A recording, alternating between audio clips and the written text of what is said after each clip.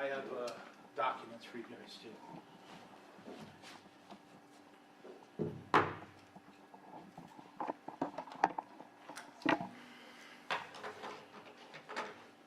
Does everyone sound okay? You want these? Who? Thank you. Thank you. You're welcome.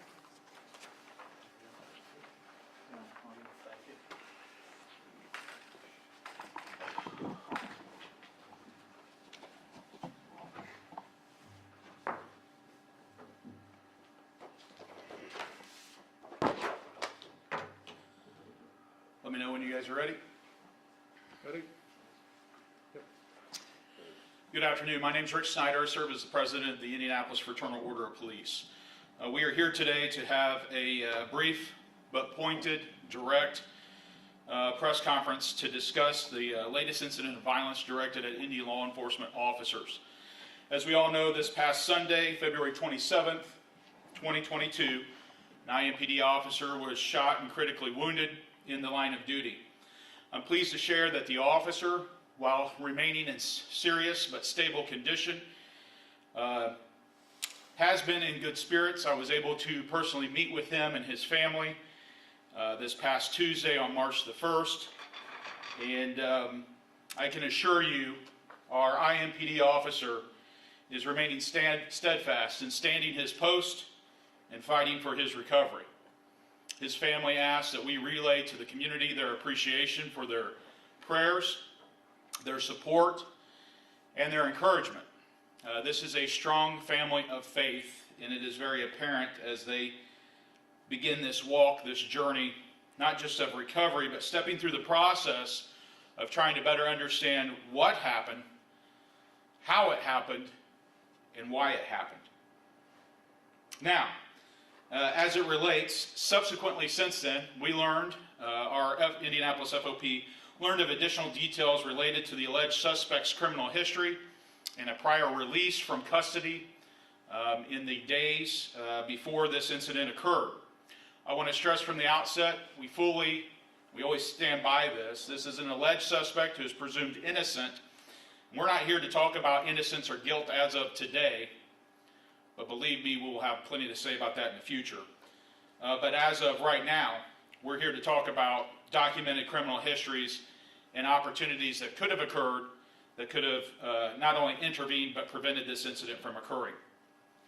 Based on a local media report that was completed yesterday by Fox 59 and reporter Courtney Spinelli, we learned that the suspect in this matter has been placed under arrest for warrants related to theft and resisting law enforcement, both of which were felonies, along with a warrant for a parole violation from a prior conviction for a robbery and a possession of a firearm by a serious violent felon. What we subsequently learned, and we're still seeking confirmation on public records for, is that by reviewing what has been made available thus far, it appears that this is indeed another case of a repeat violent offender, not only by what folks in law enforcement are saying, but by what the laws of the state of Indiana has deemed classified by law as a serious violent offender who was out on parole. Court records confirm that the suspect in this matter was arrested on January 31st of 2022 and was charged in an unrelated matter for felony theft, a level 6 felony, and 2 counts of resisting law enforcement, one of which was a level 6 felony for allegedly fleeing in a vehicle. Subsequently, the suspect, according to this media report and the small amount of public reports we have available, was released on February 1st of 2002 on a low $500 cash bond, as the documents show. That, in addition to criminal history that showed that the suspect was found to be on parole, which was further substantiated by the subsequent warrant for his parole violation for the prior conviction for a robbery and possession of a firearm by a serious violent felon. Now, court records show that the suspect was also convicted in a burglary and theft case in 2009 and also served a sentence in the Putnamville Correctional Facility for a conviction related to a 2011 armed robbery in our city of Indianapolis. According to the Indiana Department of Corrections records, through this media report, the suspect was sentenced to 15 years with the possibility of reducing time served with good time credit, and he ended up serving around 8.5 years in DOC. Court records then go on to show that the suspect was subsequently released from the Putnamville Correctional Facility and assigned to the Indianapolis Parole District. However, he was also marked delinquent via his parole as of January 19, 2022. That would be just days prior to the latest arrest for theft that was just over a month ago before his alleged involvement in this shooting of an officer. What does this mean?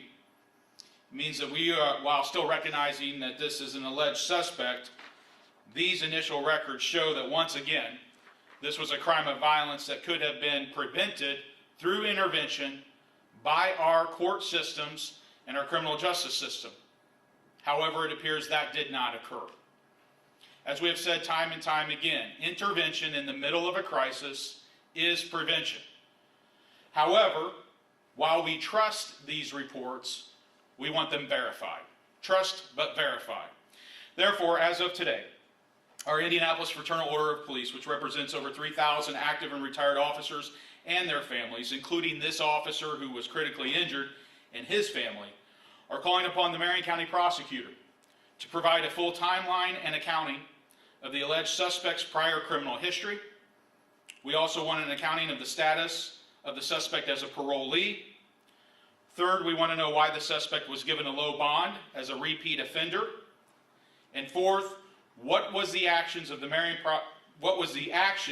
County Prosecutor to object to the release of this suspect in January, and also to connect the dots and show that this suspect should not have been released? These are very simple questions that we can get answered. We call upon the prosecutor to do that immediately. He has the ability, the capability to do that. The reason why we're calling on the prosecutor is because he and his office is the next step in the process. He is who has been appointed to represent the state of Indiana in these criminal justice proceedings. And we want to know from him what was done to connect these dots, to demonstrate that this suspect should not have been released on an automatic $500 cash bond and should have been held for the parole violation with the new arrest. With that, we know that our law enforcement officers have expressed significant concern about what this appears to be showing, and they look forward to immediate answers as well. Let me tell you why. As all of you should know, violence towards law enforcement officers across this country and within the city of Indianapolis has been surging for the last couple of years. Just last year in 2021, and this is in your packets, we have documentation of at least 346 officers that were shot in the line of duty. That's an officer shot in the line of duty once every 25 hours. 63 of those officers were killed by gunfire. We had a 115% increase in ambush attacks on law enforcement officers just last year. Here's the rest of the story. Those numbers are continuing to surge even at a faster pace in 2022. Just as of the first 2 months of this year, we have had 67 officers shot in the line of duty, 9 of which have been killed by gunfire, and there's been a 76% increase in the number of officers shot in the line of duty for that same time period compared to January and February of 2021, which turned out to be an all-time record year for those ambush attacks and surging violence. Back here locally in Indianapolis, this is what our residents are now coming to understand. That when someone attacks a law enforcement officer, they are not just attacking that officer, that individual. They are not just attacking the police department. They are attacking the very fabric of our community. It's the officers who stand that thin blue line that separates good from evil. And what our residents know is that those officers are standing between them and hell on earth if they are not there. This is being proven time and time again in our own community. We have been raising these issues now for over 3 years.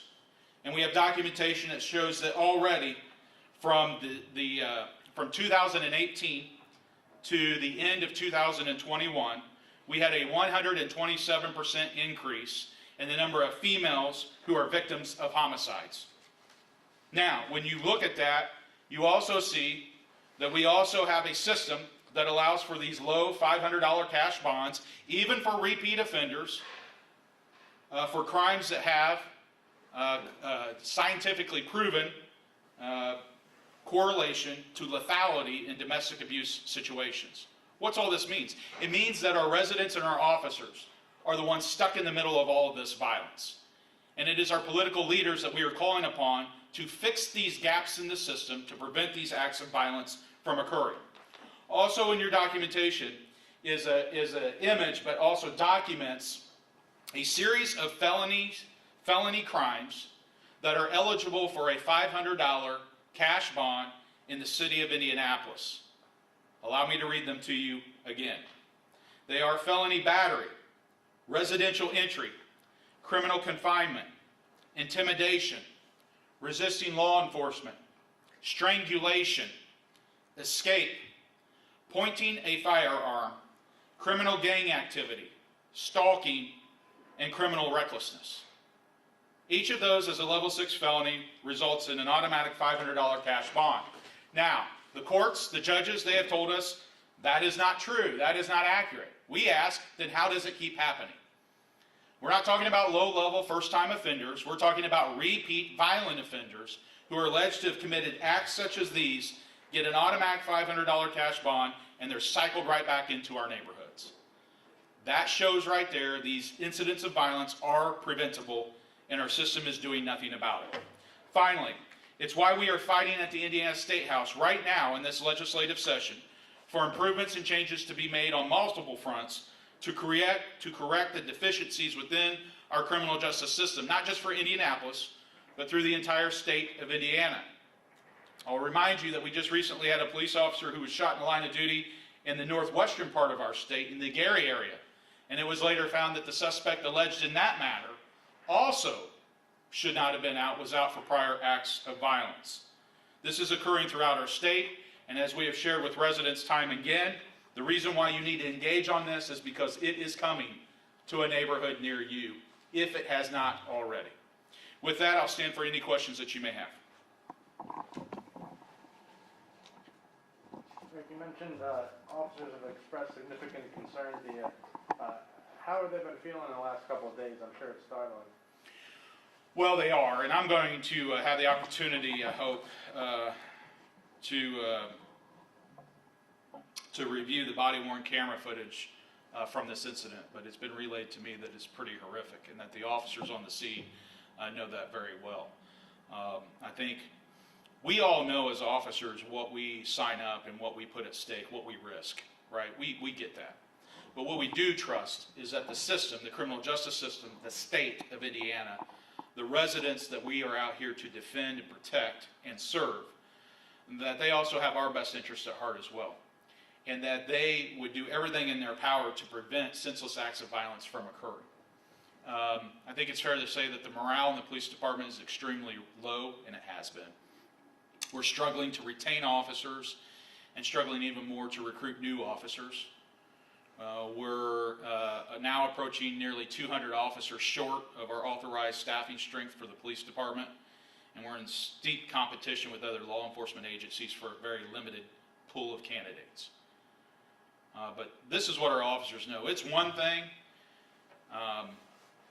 to face threats and to face violent offenders, to take them into custody and protect the neighborhoods. But when you see a system that is just cycling them right back out, for you to do that all over again, rinse and repeat, and go risk your life again to take them into custody, it starts to become senseless at a point. And I always say this, our officers, the women and men that we're surrounded by, they'll die for something, but they won't die for nothing. And when they see that their life, their safety, and the lives of the communities they're sworn to protect is being compromised by known systemic failures, and no one's doing anything about it, that's why I would suggest to you see people leaving the police department and very few wanting to come to the police department. Other questions? Rick, who's at fault here? Is it the prosecutor? Is it the court system? Is it a combination of both? That's a question that they need to answer. We're not interested in pointing to people. We're pointing to the problems, to the gaps, and we're also pointing to solutions. However, the frustration is this: the very people that are responsible for the system and for these decisions, we are asking them, get around a table with us and help us fix this. And they have refused to do that for 3 years now.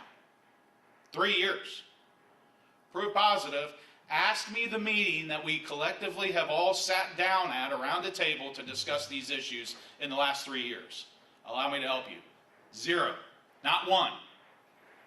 Now, there is one key point in all of this, and this would be a message that I would share with the mayor, Joe Hogsett.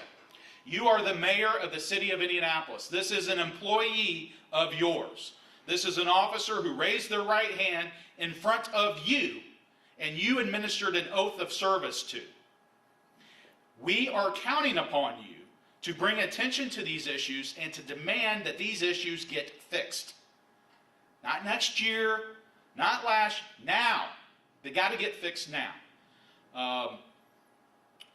I've said consistently that, look at our latest stats. We're now at 33 homicides in the city of Indianapolis. We've broken all-time historical rates for homicides year after year after year after year. And we have seen public reports that have shown that up to 40% of the offenders in those homicides had prior criminal histories where intervention could have occurred that would have prevented those crimes from occurring. So we're not saying it's going to solve all of them, but if we can get reductions of 30, 40%, isn't that worth it? Isn't one life worth it?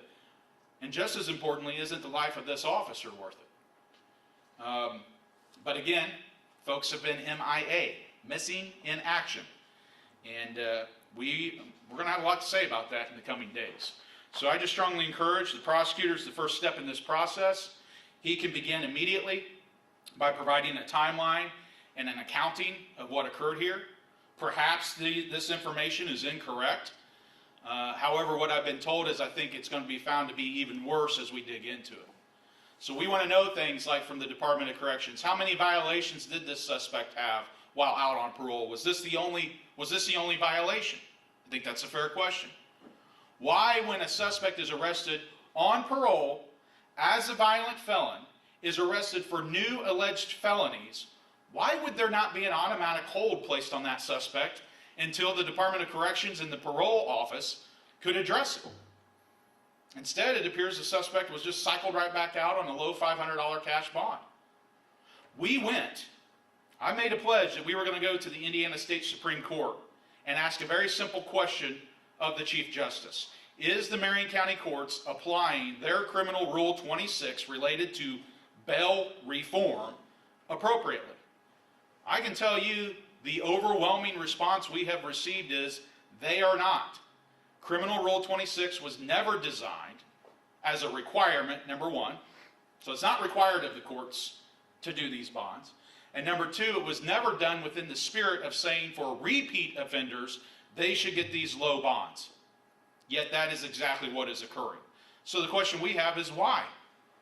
And what are our elected officials doing about it? Other questions?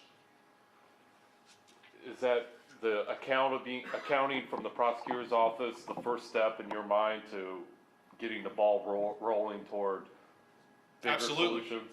When we make an arrest, we take that paperwork and that suspect, right, to now the Justice Center, right? The suspect physically goes into the custody of the Marion County Sheriff.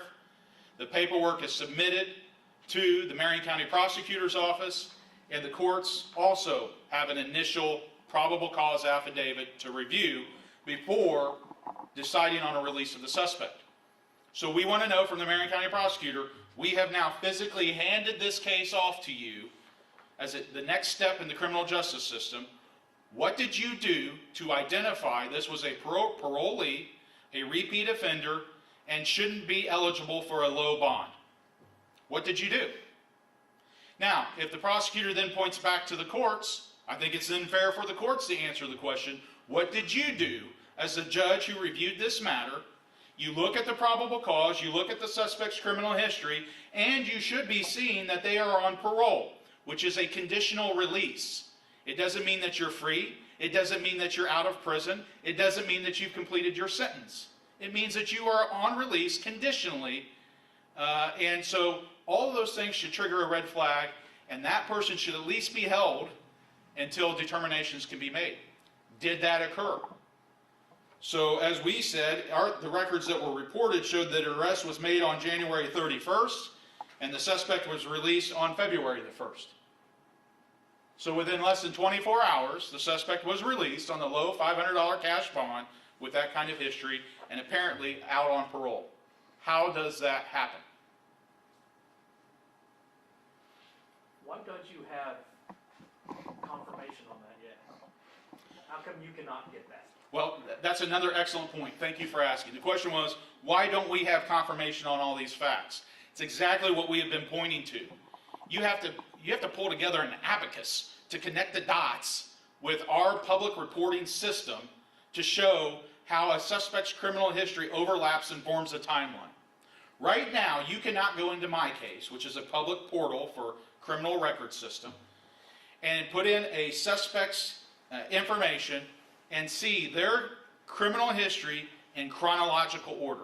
You cannot do that. You have to literally go back and piece together all prior cause numbers, and then go through every cause and what the timelines were for those offenses, those court proceedings, pull those out physically and start to overlay them to form your own timeline. Well, what happens? Do you guys have time to go and do that on every one of these cases? No. Thank God Courtney Spinelli did it, but you just don't, neither does the public. And so this is what we have said to the people who created the system. Why wouldn't you fix this to interlace this so that we can quickly identify those who are repeat offenders and prevent this from occurring? And they will not do it. So hopefully that'll be a change that will be made. We've suggested it to the Indiana State Supreme Court, the Indiana State Legislature, and those who are responsible for the My Case system, that those are improvements that can be made. We have also suggested that we get a firm direction from the State Supreme Court on Criminal Rule 26. If they are telling us as police professionals that the courts are not required to follow their Rule 26, which appears to be a suggestion, a guideline, and that specifically it does not apply for repeat offenders, it is only for first-time low-level offenders, yet the Marion County courts specifically are utilizing it, and other counties are as well, what are they doing to fix that? Just this legislative session, we learned on the floor of the House of Representatives in open testimony on a bill that was pending over there related to all these issues. The question was asked, are judges throughout the state of Indiana trained on Criminal Rule 26 so that they understand what the directions are specifically from the court, the Supreme Court? Do you know what the answer to that was? No. They are not required to receive any training on what the criminal rule says. How does that make sense to anybody?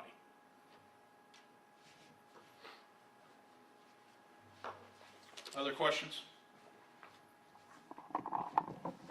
We are hopeful that we'll have answers on this from the Marion County prosecutor, hopefully by no later than tomorrow. He does have all the information at his fingertips. He has access to all of that. We do not. And so he should be able to very easily answer, respond, and provide that information to all of you. Anything else? Thank you, everyone. Thanks, Rick. Thank you.